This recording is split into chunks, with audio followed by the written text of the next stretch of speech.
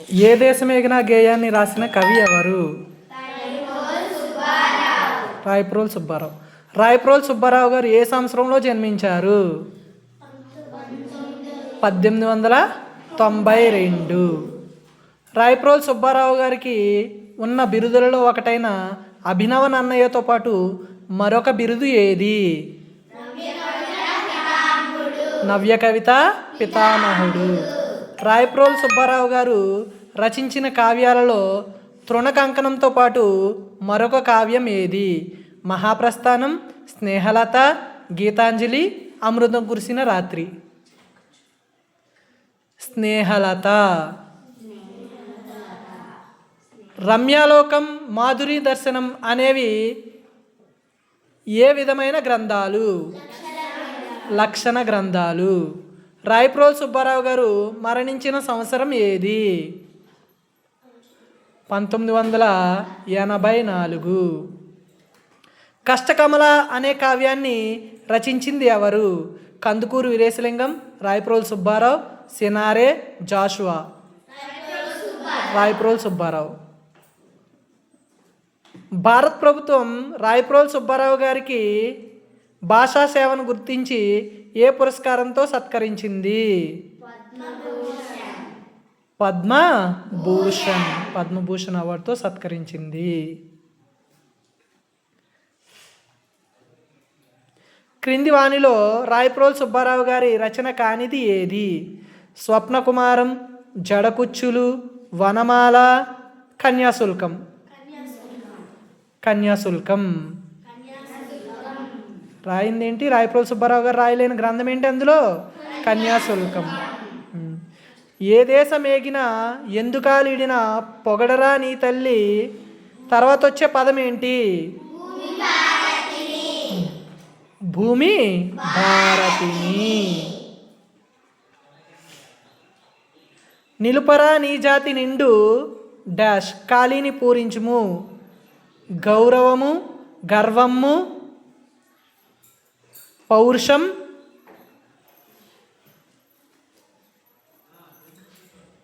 ధైర్యము.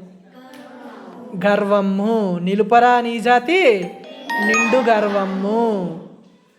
లేదురా ఇటువంటి భూదేవి ఎందు అని కవి ఏ దేశాన్ని ఉద్దేశించి అన్నారు?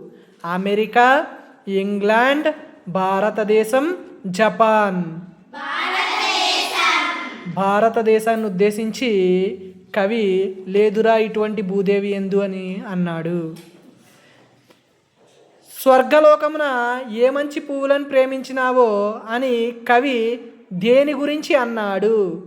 దేశము, పుట్టుక, తల్లిదండ్రులు, స్నేహితులు. Very good. పుట్టుకను గురించి స్వర్గలోకమున అని చెప్పేసి అన్నాడు. జనించినాడవి స్వర్గలోకమున అని చెప్పేసి పుట్టుక గురించి అన్నాడు అన్నమాట. సూర్యుని వెలుతురులు సోకునందాక. సూర్యుని వెలుతురు దేని మీద సోకునందాక అని మన దేశాన్ని పొగడాలి? సముద్రము, కొండలు, భూమి, చెట్లు.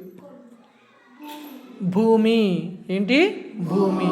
ఓడలా జెండాలు ఆడునందాక ఏ దేశ గొప్పతనాన్ని చాటాలి? పక్క దేశం, మన దేశం, శత్రుదేశం, ప్రపంచం.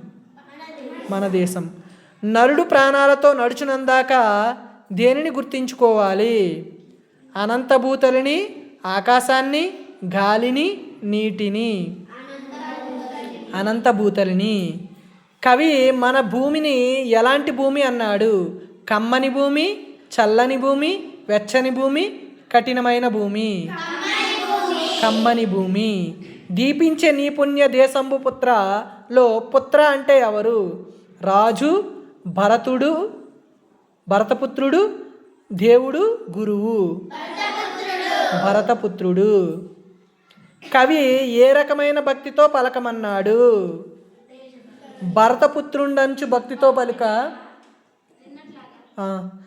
దేశభక్తుండంచు, వీరుండనుచు, ధీరుండంచు.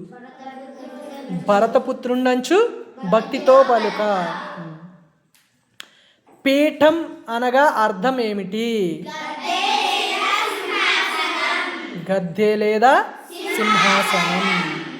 యోగం పదానికి సరైన అర్థం ఏమిటి? అదృష్టం. దీపించే అనగా అర్థం ఏమిటి?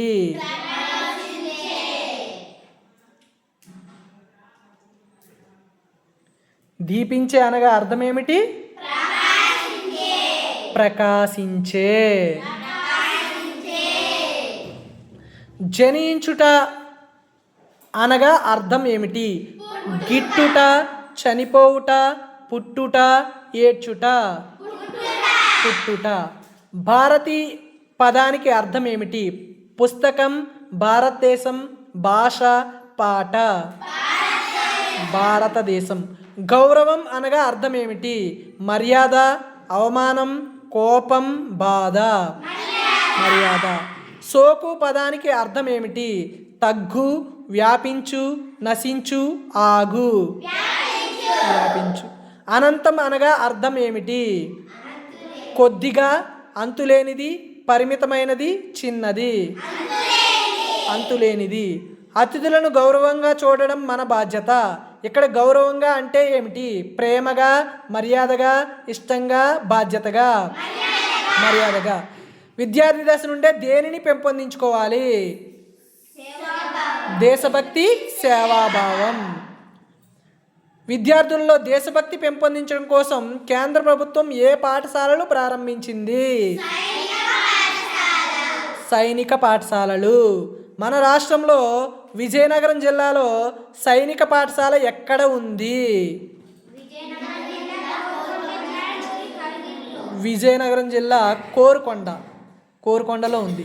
చిత్తూరు జిల్లాలో సైనిక పాఠశాల ఉన్న ప్రాంతం ఏంటి? కనిగిరి. సైనిక పాఠశాలలో ఏ ఏ తరగతుల్లో ప్రవేశం నిమిత్తం పరీక్షలు నిర్వహిస్తారు? 6-9 తరగతుల్లో. సైనిక పాఠశాలలో ప్రవేశానికి విద్యార్థులకు ప్రతి సంవత్సరం ఏమి నిర్వహిస్తారు? ఆటల పోటీలు, ప్రవేశ పరీక్ష, పాటల పోటీలు, ఇంటర్వ్యూ. ప్రవేశ పరీక్ష. మనం వాక్యాలు మాట్లాడేటప్పుడు కొంచెం ఆగాల్సిన చోటును ఏమంటారు? విరామం, పరుగు, నడక, ముగింపు. విరామం. ఏమంటారు? విరామం. వాక్యం పూర్తి కాగానే ఉపయోగించే విరామ చిహ్నం ఏంటి? కామ, పూర్ణ విరామ చిహ్నం, ఫుల్ స్టాప్, ప్రశ్నార్థకం, ఆశ్చర్యార్థకం. పూర్ణ విరామ చిహ్నం ఫుల్ స్టాప్ అంటాం. పూర్ణ విరామ చిహ్నాన్ని ఏ బ్రాకెట్ గుర్తుతో సూచిస్తారు? Option D. నెక్స్ట్. వాక్యం మధ్యలో ఆగినప్పుడు ఏ చిహ్నం ఉపయోగిస్తారు? స్వల్ప విరామ చిహ్నం కామ, పూర్ణ విరామ చిహ్నము, ప్రశ్నార్థకము, డాష్. స్వల్ప విరామ చిహ్నం కామ ఉపయోగిస్తారు. స్వల్ప విరామ చిహ్నాన్ని ఏ గుర్తుతో సూచిస్తారు? Option B. రాముడు పుస్తకం చదివాడు. ఈ వాక్యం చివర ఏ గుర్తు వస్తుంది? Full stop. ఏమొస్తుంది? Full stop. అమ్మ వంకాయ కూర, టమాటా పప్పు, చారు వండింది. విరామ చిహ్నాలు ఏవి? కేవలం కామాలు, కేవలం ఫుల్ స్టాప్లు, కామ మరియు ఫుల్ స్టాప్. ఏంటి? కామ మరియు ఫుల్ స్టాప్. స్వల్ప విరామ చిహ్నం ఆంగ్ల పదం ఏంటి? కామ. ఏంటి? కామ. ఎర్రాప్రగడ సుబ్బారావు ఏ దేశానికి చెందిన ప్రముఖ శాస్త్రవేత్త? భారతదేశం. ఎర్రాప్రగడ సుబ్బారావు ఏ రంగంలో ప్రసిద్ధులు? అంతరిక్ష శాస్త్రం, వైద్య శాస్త్రం, భౌతిక శాస్త్రం, వృక్ష శాస్త్రం. వైద్య శాస్త్రం. డాక్టర్ ఎల్లాప్రగడ సుబ్బారావు గారు ఎక్కడ చదివారు? Osmania university, Andhra university, Andhra Christian university, Delhi university. Andhra Christian university. Yellapragada Subbarao వైద్య శాస్త్రం ఎక్కడ పూర్తి చేశారు? Madras medical college, Gandhi medical college, Osmania medical college, AIIMS. Madras medical college. Errapragada Subbarao ఏ దేశంలో ఉన్నప్పుడు అనేక శాస్త్రీయ ఆవిష్కరణలు చేశారు? Japan, America, England, Australia. America. ఎక్కడున్నప్పుడు? అమెరికా. టెట్రాసైక్లిన్ యాంటీబయాటిక్ ఎవరి పరిశోధనల ఫలితం? Sir CV Raman, doctor Yellapragada Subbarao, Abdul Kalam, Ramanujan. Doctor Yellapragada Subbarao. క్రింది వానిలో డాక్టర్ ఎల్లాప్రగడ సుబ్బారావు కనుగొన్నది ఏంటి? పెన్సిలిన్, పోలిక్ ఆమ్లము, పోలియో వ్యాక్సిన్, ఎక్స్రే. పోలిక్ ఆమ్లం. ఏం కనుక్కున్నారు? పోలిక్ ఆమ్లం. అమైనో ఆమ్లం మెథయోనిన్ కనుగొన్న భారత శాస్త్రవేత్త ఎవరు? డాక్టర్ యల్లాప్రగడ సుబ్బారావు. వివేకానందుని చికాగో ప్రసంగం ఏ సంవత్సరంలో జరిగింది? 1893 సంవత్సరంలో. చికాగో సర్వమత మహాసభ ఏ తేదీన జరిగింది? సెప్టెంబర్